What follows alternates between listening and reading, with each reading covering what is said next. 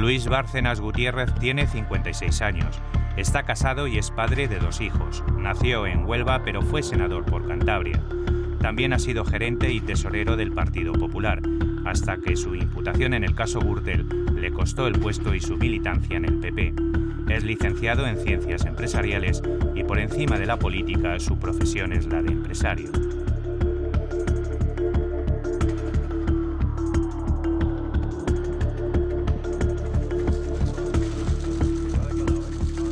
Luis Bárcenas, según se desprende del sumario que investiga el caso Gürtel, llegó a tener una cuenta en Suiza en 2007 con 22 millones de euros, que fue abierta en 1988.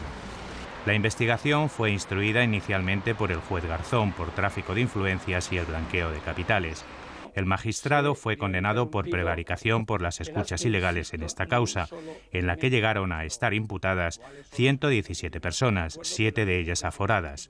Las investigaciones sobre el Gürtel llevaron a Bárcenas a dimitir de sus cargos en julio de 2009 y a pedir la baja del partido.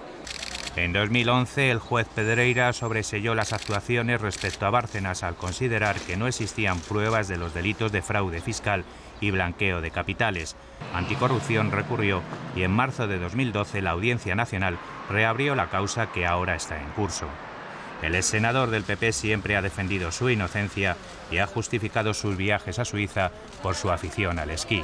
Su abogado dijo que Bárcenas regularizó con el fisco 10 millones de euros en 2012, pero no declaró si lo hizo de forma ordinaria o acogiéndose a la amnistía fiscal, extremo este último que Hacienda ha negado hasta en 2 ocasiones, rechazando que lo haya hecho como persona física.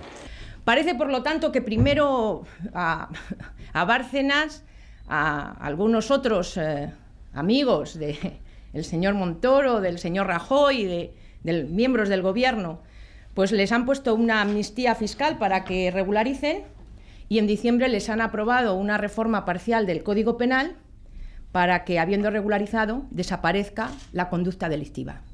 Si se demuestra, y parece que es así, que el señor Bárcenas utilizó la amnistía fiscal para blanquear su dinero, el señor Montoro tiene que marcharse ya.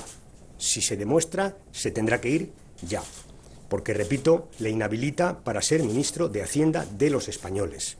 Los populares recuerdan que Bárcenas hace tiempo que no pertenece al partido y piden que se deje actuar a la justicia y que se investigue hasta el final, caiga quien caiga. Este gran partido que defiende la honradez y la decencia es un partido donde quien la hace, la paga. Quedaros bien tranquilos. Y quien tenga algo que decir en contra, aquí cada uno que aguante su vela. La noticia sobre la cuenta suiza de Bárcenas fue portada esta semana en todos los diarios españoles. Las autoridades suizas comunicaron a la Audiencia Nacional que Bárcenas traspasó 22 millones de euros a 2 cuentas en Nueva York cuando fue imputado en el caso Gürtel.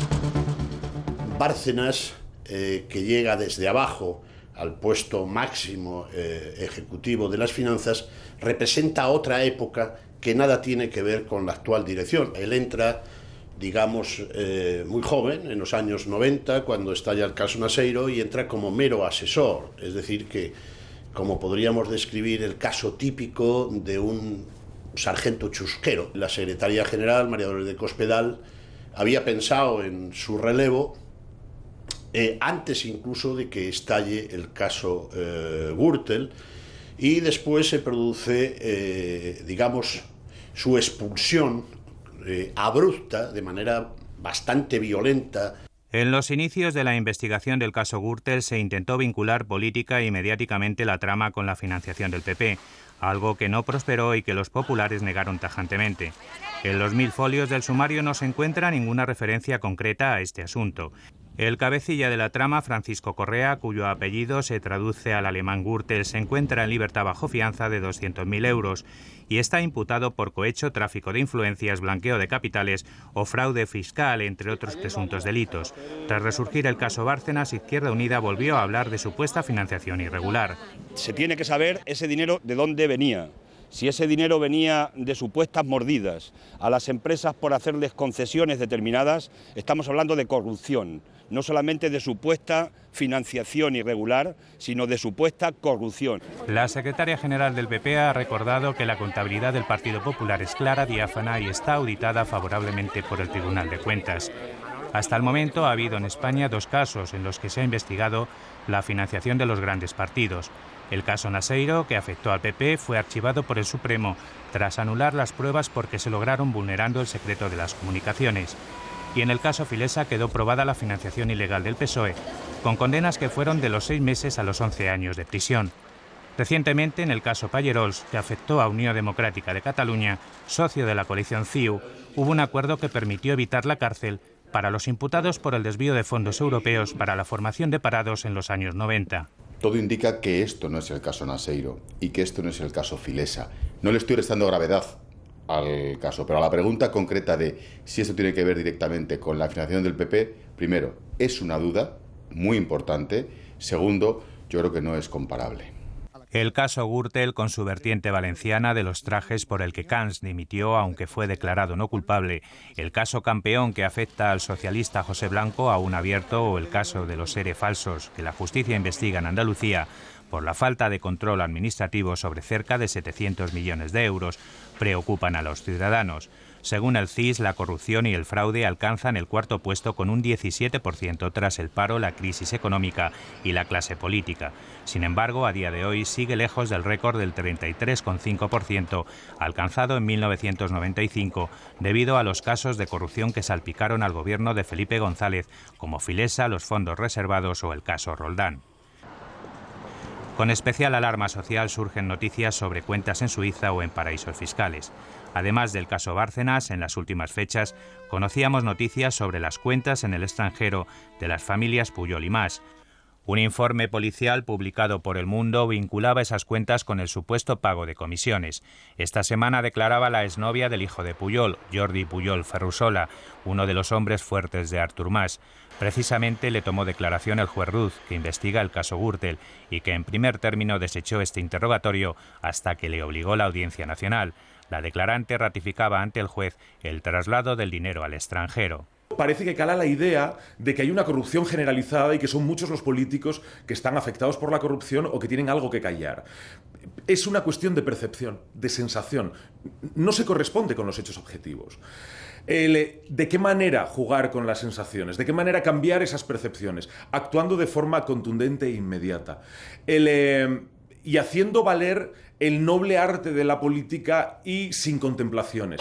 El viernes, centenares de personas comenzaban su protesta contra la corrupción política ante las sedes del PP en Madrid, Barcelona y Valencia.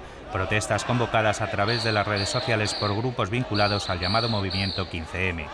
En el caso Bárcenas se investigan cuentas abiertas en Suiza, pero el abogado del extesorero del PP dice que nada tienen que ver con la trama Gürtel ni con el PP, sino que se trata del fruto de su actividad empresarial en Europa y Latinoamérica, que explicarán euro a euro.